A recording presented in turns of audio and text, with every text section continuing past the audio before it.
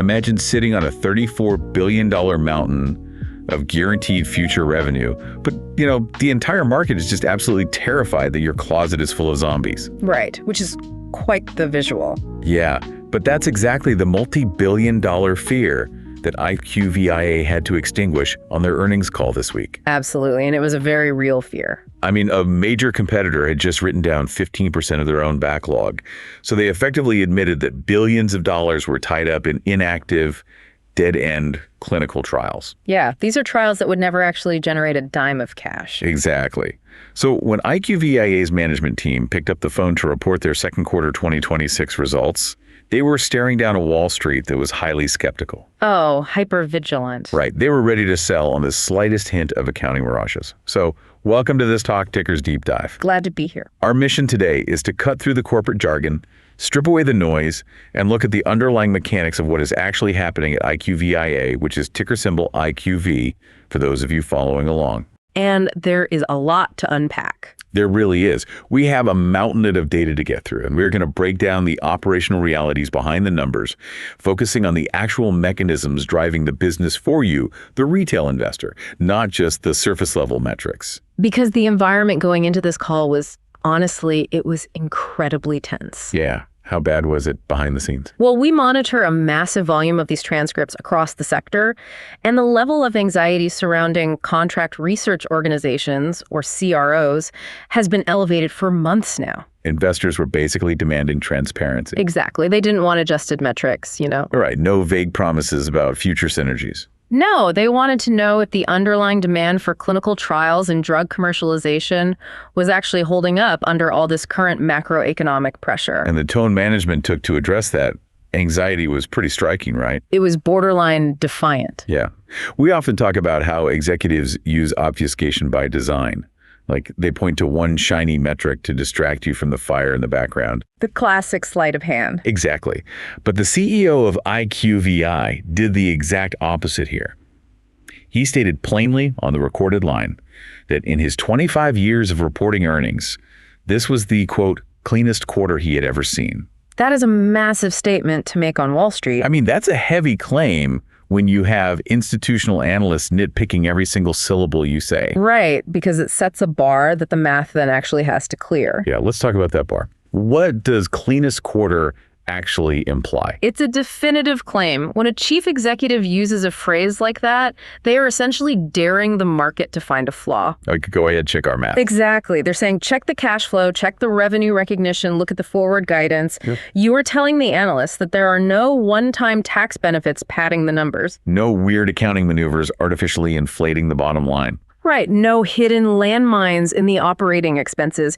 You are claiming pure, unadulterated operational execution. And when we look at the data, the math actually supports the claim. It really does. Yeah. So let's get into those top-line numbers, because they delivered what the market considers a trifecta beat. Which means they beat expectations on revenue, earnings, and margins. A clean sweep. So let's look at the revenue first.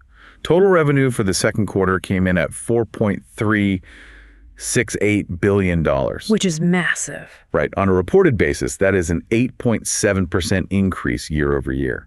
And if you strip out foreign currency fluctuations just to look at it on a constant currency basis, it was up 8.5%. For a company operating at a multi-billion-dollar scale, finding nearly 9% growth in a single quarter is just substantial. It's incredibly substantial, especially when you consider the baseline they are operating from. Yeah, it's not a small startup. No, not at all. I mean, a company doing a few $100 million in revenue can post 20% growth just by landing like a few large contracts. The numbers are smaller. But to move the needle by nearly 9% on a base of over $4 billion, that requires systematic global execution across multiple business lines. And moving down the income statement, their profitability metrics were equally robust. Very robust. Their adjusted diluted earnings per share, or EPS, hit $3.15.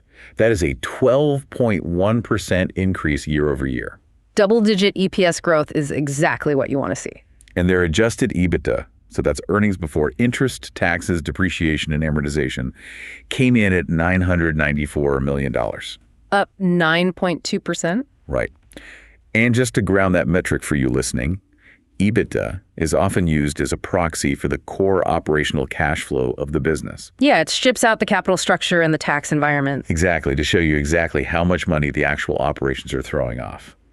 Nearing $1 billion in quarterly EBITDA is just a massive cash engine. It's a cash printing machine at this point. But I want to scrutinize the quality of this growth. Always a good idea. Because whenever we see a beat across the board like this, the immediate question retail investors need to ask is whether management relied on aggressive mergers and acquisitions. Right, M&A. Yeah, did they simply buy that growth, or did they benefit from, macroeconomic tailwinds that have nothing to do with their actual business performance? That is the necessary analytical filter we have to apply. Because you can't just trust the headline. Exactly.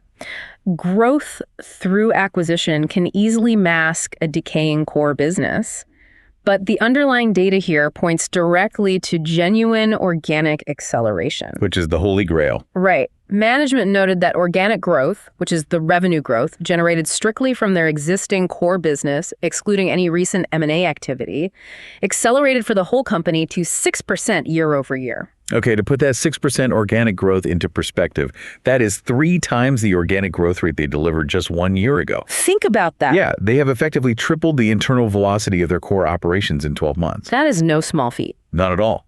And regarding the macroeconomic tailwinds, the foreign exchange dynamic is particularly interesting here. The currency dynamic is critical to understand for multinational corporations like IQVIA. Because they operate everywhere. Right. They generate revenue in dozens of different currencies globally, but they report their earnings to Wall Street in US dollars. So currency swings matter a lot. Immensely.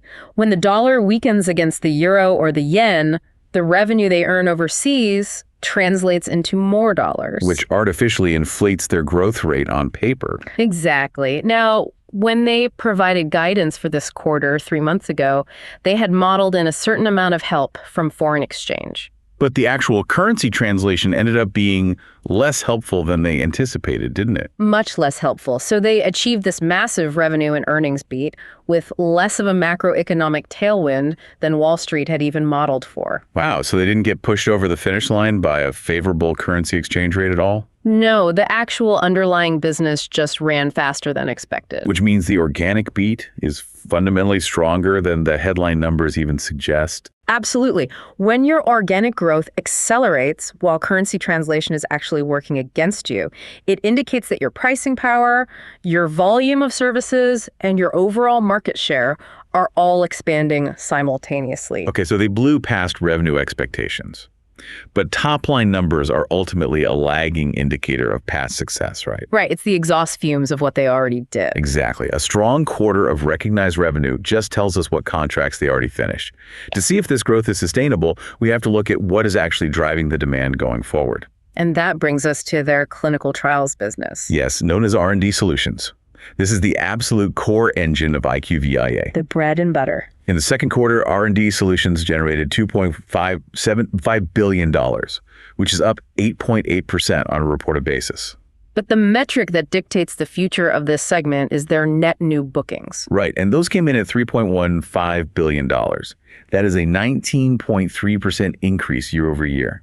The net new bookings number is the leading indicator of health. It's the pipeline. Yeah, so to conceptualize this, you have to understand the book-to-bill ratio. Which came in at 1.22 for the quarter. Okay, break that down in plain English for us. Sure. In the contract research industry, a book-to-bill ratio of 1.0 means you are basically treading water. You're replacing what you finish. Exactly. For every single dollar of revenue you recognize and bill to a client for completed work, you signed a new contract to put exactly $1 back into the pipeline for future work. Okay, so a ratio of 1.22 means what? It means for every dollar going out the door as finished work, $1.22 is coming in the front door as new future work. Man. And achieving a 1.22 ratio while simultaneously growing your top-line revenue by nearly 9% is a massive structural achievement. It's incredibly difficult to pull off. Because the faster you recognize revenue, the faster you burn through your existing backlogs. Right, you're chewing through your inventory of work. So to maintain a high book-to-bill ratio while revenue is accelerating that means your sales teams are securing new contracts at just an aggressive pace. They are out there winning deals constantly. So we need to look at who is actually buying all these clinical trial services, because the landscape of pharmaceutical development has changed dramatically. It really has. Management spent a significant portion of the call discussing the EBP segment. Yeah, the EBP goldmine. For those listening, EBP stands for Emerging Biopharma. What exactly is an EBP? So these are the smaller, highly agile biotech firms. We're not talking about Pfizer or Johnson & Johnson here. No, they are not the massive conglomerate names you see advertised on evening television. They are hyper-focused startups. Usually built around one specific thing. Exactly, often built around a single promising molecule or maybe a novel drug delivery mechanism. And the fundamental dynamic here is that EDPs outsource essentially 100% of their clinical trials. Every single piece of it. Because they just don't have the capital or the desire to build massive internal departments, right? Why would they? They don't want to handle global regulatory compliance or clinical site management or, global patient recruitment. That's not their skill set. Exactly. They raise venture capital, they focus purely on the core science of the drug, and then they hire a CRO, like IQVIA, to run all the operational logistics of the actual trial. And the reason this is so vital to IQVIA's growth is that the entire pipeline of global drug innovation has practically inverted over the last decade. A total flip. 10 years ago, these small EBP companies accounted for roughly 45% of all clinical trial starts globally. So less than half. Right. The big pharma giants dominated the majority of the research and development pipeline back then. But today, EBPs represent 70% of all global clinical trial starts. It's an incredible shift. It really is. I want to drill into the mechanics of why that inversion happened, because it didn't just occur in a vacuum. No, it is the direct result of several converging scientific and financial trends. Okay, like what? Well, first, the cost of genetic sequencing has plummeted. Oh, that's true. It used to cost millions of dollars and take years to sequence a human genome. Now, it can be done for a few $100s in a matter of days. Wow. Yeah, so that democratization of genetic data basically allowed small teams of scientists to identify specific biomarkers for, say, rare diseases or targeted oncology. Exactly. And they could do it without needing the multi-billion-dollar infrastructure of a legacy pharmaceutical company behind them. And alongside that scientific shift, the venture capital model adapted as well, right? Big time. Instead of large pharmaceutical companies funding massive scattershot R&D departments, hoping to discover the next blockbuster drug for the general population, like a new statin or a broad blood pressure medication. The spray and pray approach. Right. Instead of that, capital started flowing into these nimble startups targeting very specific, genetically defined patient populations. Ah, I see. So Big Pharma recognized that it was often more capital efficient to just let the venture capitalists fund 100 different small EBP startups. Precisely. Let the VC guys take the early risk. And then wait to see which molecules actually show promise in early stage trials, and then acquire the successful startup or partner with them for distribution. The innovation was essentially outsourced to the very edges of the ecosystem. But regardless of whether a large pharma company or a small EBP owns the molecule, the physical clinical trial still has to be conducted to satisfy the FDA. The FDA still demands the data no matter who owns the patent. And because EBPs have zero internal infrastructure for trial management, their reliance on CROs is absolute. They cannot survive without a CRO. IQVIA has clearly positioned themselves to capture this exact shift. On the call, management actually redefined their customer segments for the analysts just to make their market penetration completely explicit. Yeah, they laid it out very clearly. They defined large pharma as the top 20 companies by global prescription sales. Mid-size covers the next 60 companies, and EBP encompasses literally everyone else. The long tail of innovation. Right. And they stated that 35% of their total R&D revenue now comes directly from these emerging players. Which means more than a third of their clinical revenue is anchored to the absolute fastest growing, fully outsourced segment of the pharmaceutical market. That is a massive competitive advantage. It is. EBP research and development spending is structurally projected to grow at 2 to 3 times the rate of large pharma R&D spending over the coming years. And IQVIA currently holds more revenue in the EBP space than any of their CRO competitors, establishing them as the primary infrastructure provider for this whole decentralized innovation model. But, and this is important, they haven't lost their grip on the large pharma giants either, have they? Not at all. Even though Big Pharma is outsourcing some of the early stage innovation to startups, they are still running massive global trials for their later stage drugs. They are, and the dynamic with large pharma is actually shifting in IQVIA's favor right now as well. How so? Management noted that over the past 2 years, all of the top 20 large pharma companies opened up their strategic vendor partnerships for renegotiation. Oh, wow. Yeah, this is a period where large pharma companies look at their CRO partners and basically decide who to consolidate with to save money and increase efficiency. So it's a consolidation play. Exactly. And IQVIA reported that they expanded both the number of their preferred partnerships and the scope of those existing relationships. So they are taking a bigger piece of the pie from the giants too. Right. They are materially improving their win rates and frequently displacing incumbent CROs who just couldn't match their global scale. Man. So the R&D segment is just firing on all cylinders, driven by a structural shift toward EBP outsourcing and market share gains in large pharma. It's a dual engine of growth. But conducting the clinical trial is only the first phase of the pharmaceutical life cycle. It's just the beginning. Right. Once a drug proves its efficacy, clears the trial, and actually gets approved by the regulatory agencies, it still has to be sold into the market. Which is incredibly hard. Very hard. Yeah. And that brings us to their second major business unit, commercial solutions. Yeah, the commercial side. This segment generated $1.793 billion in the quarter, which is up 8.6% on a reported basis. And the organic revenue growth here accelerated to 5%. Which is a full percentage point higher than it was a year ago. The commercial side of the business operates on a totally different set of macroeconomic drivers than the R&D side, though. Right. It's a different beast entirely. While R&D revenue is driven by venture capital funding and early stage trial starts, the ultimate leading indicator for the commercial segment is simply the volume of new drug launches. Okay, break that down. When a pharmaceutical company receives an FDA approval, the clock basically starts ticking on their patent, right? Exactly. The patent clock is running.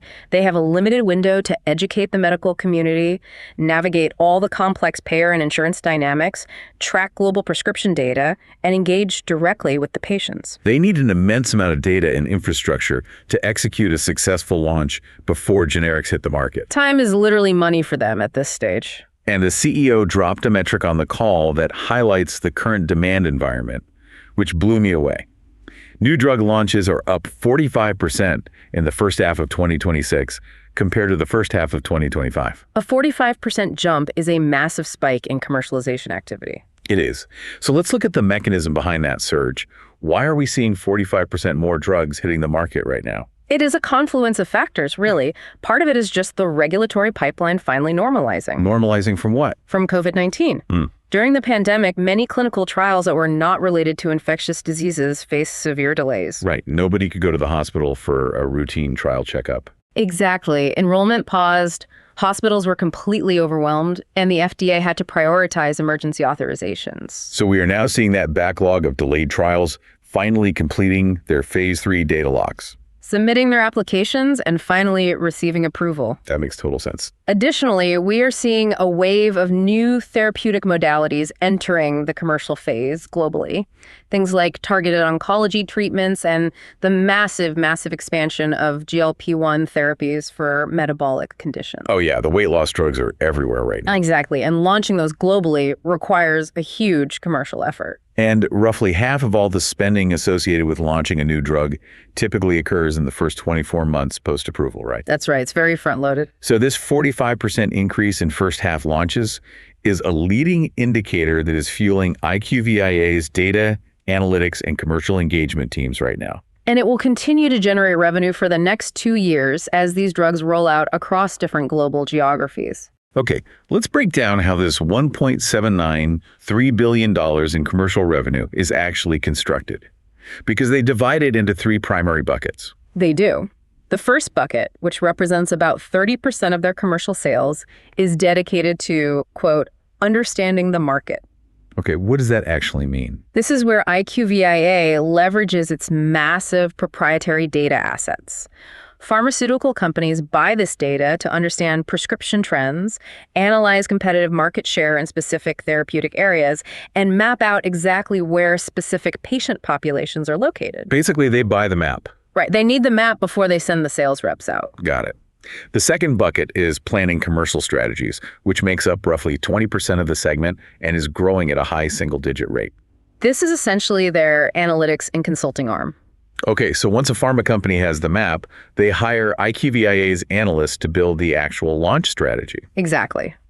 Optimizing the size of the sales force, determining pricing strategies, and mapping out the incredibly complex web of insurance formularies. Navigating insurance is a nightmare, so I bet they charge a premium for that. Oh, they definitely do. And the final bucket, which is the largest at roughly 50% of the commercial business, is engaging with customers.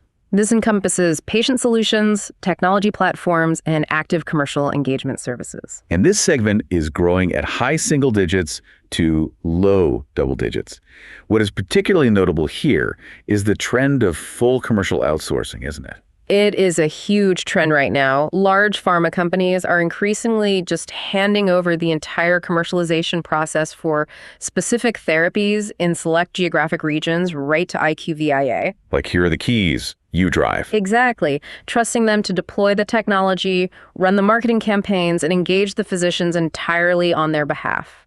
It's just wild to think about a major pharma company outsourcing their actual sales process. But it's happening, and it's highly profitable for IQVIA. Okay, so this brings us to a critical part of the analysis. Across both the R&D and commercial segments, management repeatedly attributed their market share gains and operational efficiency to their deployment of artificial intelligence. Oh, yes, the AI discussion. And this requires a very serious analytical filter on our part. Absolutely essential. Because every executive on Wall Street has learned that mentioning AI on an earnings call can potentially juice their stock multiple. We see it every single quarter. Yeah, we see companies claiming to be AI-driven simply because they integrated a basic language model to, like, summarize internal PDF files. Right, or they added a chatbot to their website. Exactly. So the question we have to answer for you listening is whether IQVIA's AI is real revenue-generating technology with a quantifiable mechanism of action, or is it just a corporate buzzword masking standard software updates? It is the most important distinction investors need to make in the current market. So what's the verdict on IQVIA? Based on the detailed contract wins and the specific operational mechanisms cited on this call, IQVIA's artificial intelligence infrastructure is not some theoretical pilot program. It's real. It is a highly active defensive moat that is actively displacing legacy competitors today. Wow, okay. The CEO made it explicitly clear that their AI offerings have graduated from foundational data structuring and, exploratory pilots and are now directly responsible for top-line revenue growth and margin protection. Okay, so let's look at the actual mechanisms, because I don't want to just take his word for it. They reported having 294 active AI agents deployed across 90 different use cases. But we need to define what an agent actually is in this context. Right, because it is not just a customer service chatbot asking if you need help with your password. No, an AI agent in clinical research is a highly complex software architecture designed to execute specific multi-step workflows. Walk us through what that looks like. It ingests data, applies complex logic, makes decisions based on strict parameters, and then executes a task. And they often develop these in partnership with companies like NVIDIA to ensure the compute power can actually handle healthcare scale data. So let's look at exactly how this technology is winning them actual billion-dollar contracts. Give us an example. The most compelling evidence comes from the specific examples the CEO provided regarding clinical trial recruitment. Finding the patients. Right. In the pharmaceutical industry, finding the right patients is the single largest bottleneck in a clinical trial. Because you can't just run an ad in the local paper anymore. Exactly. If you are running a complex phase 3 trial, you aren't just looking for someone with a headache. You are looking for a patient with a specific genetic marker, a specific history of previous failed treatments, and absolutely no conflicting secondary conditions. Finding a needle in a haystack. A global haystack. Right. And the traditional legacy mechanism for finding these patients is incredibly manual and slow, isn't it? Painfully slow. A legacy CRO would essentially hire massive teams of people to manually scrub through hospital databases. Just reading files all day. Reading through messy, unstructured electronic health records, or EHRs, and trying to match a doctor's handwritten notes against a 40-point inclusion and exclusion criteria list. That sounds prone to error. Highly prone to error, highly expensive, and terribly slow. This is where IQVIA's AI mechanism completely alters the competitive landscape, doesn't it? It changes everything. Their AI agents utilize natural language processing to ingest those unstructured electronic health records at scale. So the computer's reading the files. Right. The models can read the unstructured doctor's notes, understand the clinical context of the language, cross-reference the patient's history against complex multivariable trial protocols, and identify qualified patients across a global network of sites in a fraction of the time it takes a human team. That is incredible. And this mechanism translates directly into revenue. Directly. The CEO cited a large pharma customer who recently expanded their partnership with IQVIA into a massive end-to-end phase 3 stroke outcomes study. Okay, a stroke study. And the client explicitly stated that IQVIA's AI-enabled capabilities in site startup and patient enrollment were the deciding factors in awarding the contract. Because in a stroke study, time is literally everything. Exactly. And the ability to algorithmically predict which global clinical sites have the highest density of eligible patients reduces the operational risk of the trial failing to enroll on time. Because if a trial misses its enrollment deadline, it costs millions. Tens of millions, easily. He provided 2 more specific examples that highlight how this spans different therapeutic areas, too. What were they? An EBP awarded IQVIA a highly complex global oncology study across multiple different treatment arms.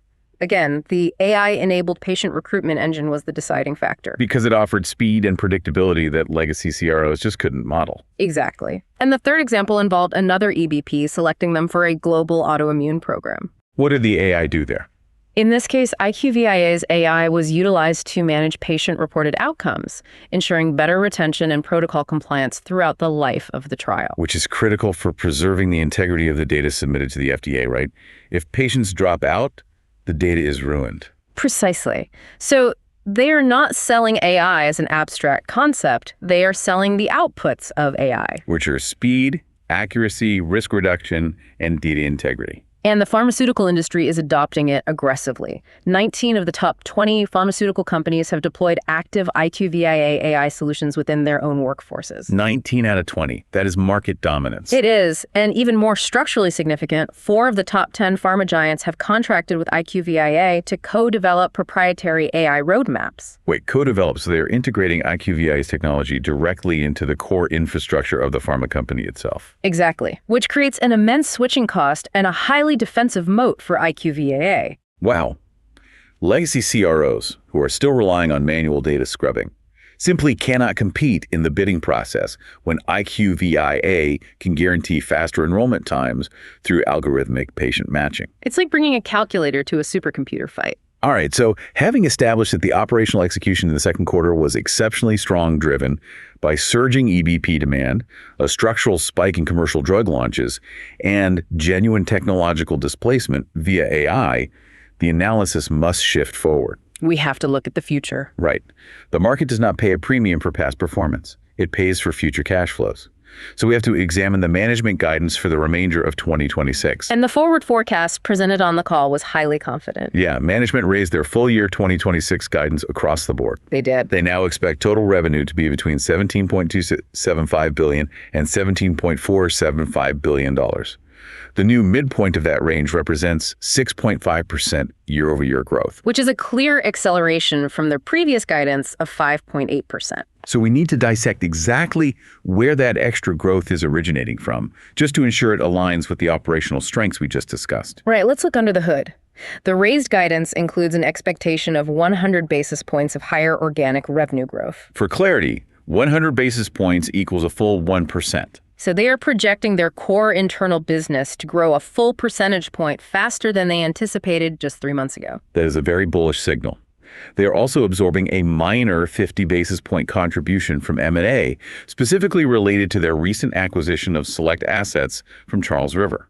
But the critical piece of the guidance raise is that they are projecting this higher top-line growth, despite expecting less help from foreign exchange tailwinds than they had previously modeled for the back half of the year. So the core business is accelerating fast enough to outrun the currency drag. Exactly, and they raised the bottom line as well. Adjusted diluted EPS was raised to a range of $12.80 to $13. Which represents 7.4% to 9.1% growth. And they raised full-year adjusted EBITDA guidance to between $4.0 billion and $4.5 billion. Okay, but this is where we need to address a specific discrepancy in the transcript that is vital for understanding the financial mechanics of a contract research organization. Yes, the margin question. Because it looks weird. They raised top-line revenue, they raised bottom-line earnings, but they reconfirmed that their profit margins will remain completely flat year over year at approximately 23.2%. On the surface, that seems contradictory. Right. If organic growth is accelerating and their AI technology is systematically replacing manual labor and making them highly efficient, why aren't their overall profit margins expanding? Why are they stagnant at 23.2%? This is perhaps the most complex accounting dynamic discussed on the call, and it revolves around the concept of pass-through revenue. Walk us through it. The margin math for a CRO is unique. To understand it, consider the financial mechanics of a general contractor hired to build a massive commercial skyscraper. Okay, I'm tracking. The contractor charges a core engineering and management fee for their expertise, their architectural designs, and their project oversight. That core fee carries a very high profit margin. Because they're charging for their brainpower. Exactly. However, the client also funnels a massive amount of capital through the contractor to physically pay for the raw steel, the concrete, and the specialized glass vendors. Rates and materials. The contractor takes that money in as revenue, but immediately passes it through to the materials vendors with zero markup. They make absolutely no profit on that specific chunk of money. Okay, so on the contractor's income statement, their total revenue looks massive because it includes the cost of all the steel and concrete. But because there is zero profit attached to those materials, the mathematical calculation of their overall profit margin percentage gets dragged way down. Even though their core engineering fee remains highly profitable and their business is fundamentally healthy. Exactly. In the clinical trial ecosystem, pass-throughs operate the exact same way. So what are the materials in a clinical trial? When IQVIA runs a trial, they collect their highly profitable core service fee, but they also take in revenue that must immediately be passed through to pay for patient travel expenses, specialized third-party laboratory testing, or fees paid directly to the clinical sites and hospitals hosting the patients. Okay, so IQVIA manages the logistics of these payments, but they pass the costs through at zero markup. Precisely. And the volume of these pass-throughs can fluctuate wildly depending on the type of trials they are running in any given quarter. So how did this impact their margins in Q2? Well, management explained that in the second quarter, IQVIA actually did generate 90 basis points, or 0.9%, of true operational productivity improvement. So the AI is working. Their internal efficiency programs and their AI automation tools are working exactly as intended, driving significant margin expansion on their core service fees. But that 90 basis point operational gain was statistically masked on the surface. It was masked on the aggregate income statement by an 80 basis point drag resulting from a higher mix of those zero profit pass-through revenues combined with a lack of foreign exchange leverage. Oh, I see. So operationally, the underlying business is getting significantly more efficient, but the structural accounting math of pass-throughs keeps the headline margin percentage looking flat. Exactly. This is not a sign of operational weakness or competitive pricing pressure. It is simply a mathematical reality of the CRO business model. This just highlights why it is so critical for investors to look beyond the headline algorithms. If you just scan the margin percentage on a screener, you miss the fact that their core operational efficiency improved by nearly a full percent. You'd miss the real story entirely. Now, alongside the margin discussion, the guidance portion of the call featured a highly defensive, preemptive explanation regarding their backlog. Yes, and we need to explore this deeply. Because it connects directly to the fear in the broader CRO market that we mentioned at the start of the show. The broader market context is essential here. IQVIA ended the quarter with a massive R&D backlog of $34.2 billion. Which sounds great. It does. And of that total backlog, $9.23 billion is expected to convert into recognized revenue within the next 12 months, which is up 7.5% year over year. So a backlog of this size is a massive asset, right? But only if the contracts within it are actually viable. Right. This goes back to that competitor we talked about earlier. The one who sent shockwaves through the market when they suddenly announced a 15% write-down of their entire backlog. Yeah, a 15% write-down on billions of dollars is a catastrophic event for investor confidence. It means the company had to admit that a massive portion of the future revenue they had been promising Wall Street was basically a mirage. They were carrying what the industry calls inactive trials, or zombie contracts. Trials that had been paused, delayed indefinitely, or quietly abandoned by the pharmaceutical sponsor, but were still being counted as future revenue on the CRO's books. So naturally, the analysts on IQVIA's call were probing aggressively to see if IQVIA's $34 billion backlog was also inflated with these zombie contracts. It was the elephant in the room, and the CEO addressed it proactively. He didn't hide from it. Not at all. He essentially delivered a masterclass in accounting transparency to extinguish the fear. First, he detailed IQVIA's strict revenue recognition and contracted bookings policy. What's the policy? Well, unlike some competitors who might book a contract based on a verbal agreement or a letter of intent, IQVIA requires a hard physical signature to enter a contract into the backlog. Ink on paper. Exactly. And conversely, it requires a formal signature to cancel and remove it. This binary policy removes subjective management judgment from the backlog calculation. It's either signed or it's not. But even with strict signature policies, trials can still stall out in the real world, right? Like a drug might fail a safety check, and the sponsor puts the trial on pause for a year without formally canceling it. Exactly, which is why management took the additional step of proactively deploying their teams to audit the entire $34 billion backlog, looking specifically for inactive, long-dated tails. So they went hunting for zombies. They did. They went through the contracts to identify any trials that were technically still open but had ceased generating meaningful activity. And what did they find? The CEO confirmed that if they do decide to execute an accounting adjustment in the third quarter to clean up these dormant tails, the maximum impact would be in the ballpark of 5%. Okay, a 5% cleanup of long-dated dormant contracts is standard corporate hygiene. It is vastly different from a sudden 15% write-down indicating systemic forecasting failures. Vastly different.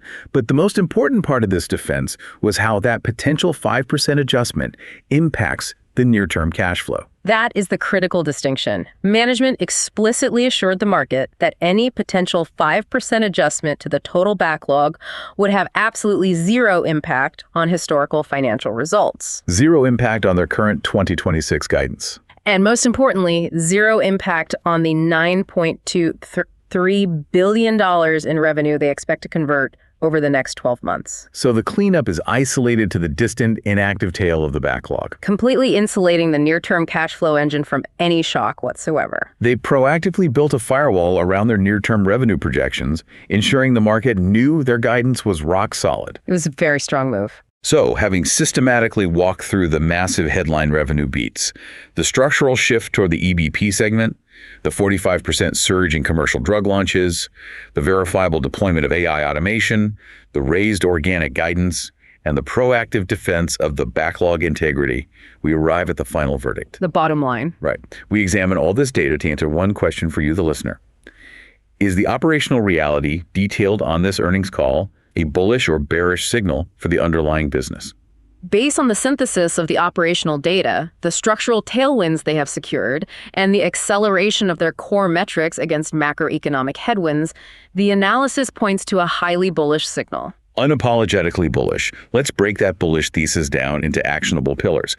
Why does this company command a premium position? The thesis rests on 3 pillars: sustained momentum, exceptional financial health, and their unique structural positioning within the broader healthcare ecosystem. Okay, let's start with momentum. We've already established the 1.22 book-to-bill ratio, but a single quarter can be an anomaly. All right, anyone can have a good 3 months. When you look at the trend line, their trailing 12-month net new bookings have increased steadily for 4 consecutive quarters. Consistency. They are currently sitting at $11.3 billion in trailing 12-month bookings, representing a 13% increase year over year. In a high interest rate environment where capital is supposedly tight across the board, you do not stack 4 straight quarters of accelerating multi-billion-dollar bookings unless market demand is structurally shifting in your favor and your competitive win rates are compounding. The momentum is undeniable. But top-line growth and bookings only matter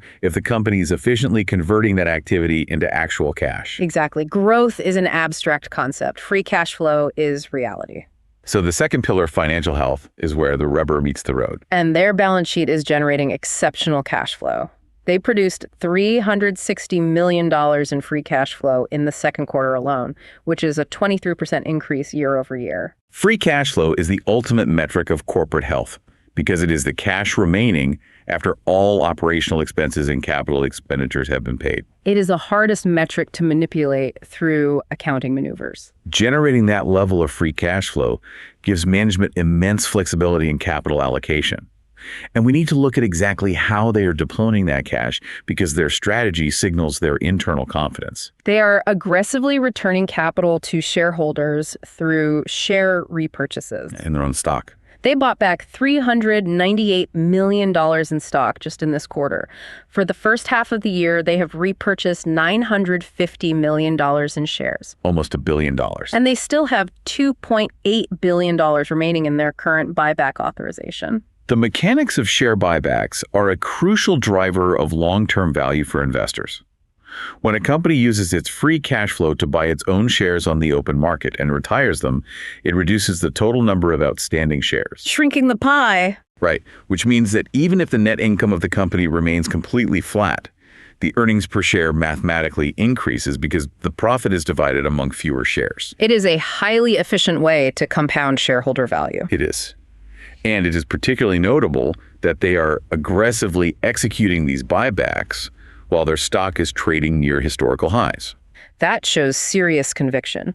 Furthermore, they're doing this while maintaining a net leverage ratio of 3.59x. Break that down. Is 3.59 a lot of debt? In the context of their massive predictable cash flows, 3.59x is a very manageable debt profile. It indicates that management is not overly concerned about paying down debt right now. They view their own equity as the most attractive investment available. Exactly, signaling immense internal confidence in the forward trajectory of their cash generation. Which brings us to the third and final pillar of the bullish thesis, the big picture positioning of IQVIA within the market. We often talk about investment frameworks on this show, and the most apt framework for IQVIA is the classic pick and shovel play. It's the perfect analogy for the pharmaceutical sector. Yeah, during a gold rush, the people who consistently generated wealth were rarely the prospectors panning for gold in the river. The risk of failure was just too high. Right, most prospectors went broke. The consistent wealth was generated by the merchants selling the picks, the shovels, the tents, and the infrastructure to the prospectors. Investing directly in a single biotech startup is an exercise in extreme risk. An EBP might raise $1 billion, spend 5 years developing a novel molecule, and if the drug fails to meet the efficacy endpoints in a phase 3 trial, the stock can effectively go to zero overnight. The binary risk is immense. You either cure the disease or you don't. But IQVIA is insulated from that binary outcome. Whether a massive top 20 pharma giant develops a new blockbuster vaccine or a tiny 10-person EBP startup creates a novel targeted oncology treatment, IQVIA gets paid. Right. They get paid to design the trial. They get paid to recruit the patients using their AI infrastructure. They get paid to analyze the global market data, and they get paid to execute the commercial launch. They are the underlying indispensable infrastructure of the entire biomedical innovation economy. They win regardless of whose flag is ultimately planted on the mountain. If the innovation is happening at all, IQVIA is generating revenue. Exactly. They have systematically positioned themselves as the toll bridge between scientific discovery and commercial reality. Which brings us to a final thought for you to mull over as you analyze this space. We spent a significant amount of time detailing how IQVIA is deploying 294 active AI agents to accelerate clinical trials and displace legacy competitors. But if you zoom out and look at the broader artificial intelligence revolution that is currently restructuring the global economy, a massive, fundamental bottleneck is rapidly approaching. The data wall. The frontier AI models, the massive large language models built by the trillion-dollar tech giants, have essentially exhausted the public internet for training data. Right. They have ingested every Wikipedia page, every digitized book, every public forum thread. The easily accessible digital universe has been completely consumed. This creates a structural ceiling for generalized AI models. The only viable path forward to make an artificial intelligence model smarter, more accurate, and capable of executing highly specialized tasks particularly in complex, highly regulated fields like medicine, is through the ingestion of proprietary data. Data that cannot be scraped from a public search engine. Right. Data that sits secured behind corporate firewalls, heavily regulated, meticulously structured, and protected by strict privacy laws. And this is the hidden variable in IQVIA's valuation. Think about the asset they're sitting on. They don't just use artificial intelligence to improve their margins. Through their decades of operating global clinical trials and tracking billions of commercial prescriptions, IQVIA holds one of the largest, most comprehensive, globally sourced, curated, and de-identified healthcare data sets on the planet. They hold the exact proprietary high-octane fuel that makes advanced AI in healthcare possible. As the massive tech conglomerates hit the data wall on the public internet and begin searching for the proprietary data necessary to train the next generation of specialized medical AI, how long will it be before they realize that IQVIA's data moat is virtually impossible to replicate from scratch? You cannot just scrape 20 years of global clinical outcomes from the internet. No, you can't. Yeah. IQVIA isn't just a clinical trial logistics company. They are sitting on an irreplaceable data monopoly. It is a paradigm-shifting concept to consider when evaluating their long-term position in the market. It forces a reevaluation of the entire business model, honestly. It really does. When you recognize that their operational services are constantly generating and refining a proprietary data asset that becomes exponentially more valuable in an AI-driven world, the defensive nature of their moat becomes absolute. That brings us to the end of our deep dive for today. We hope we've helped clear the mud off the windshield, providing a transparent look at the mechanics driving IQVIA's operations, their structural advantages in the EBP shift, and the tangible reality of their AI deployment. It's a fascinating company to watch. Keep tuning in to Talk Tickers for more data-forward, fundamental breakdowns of the companies driving the market. Until next time.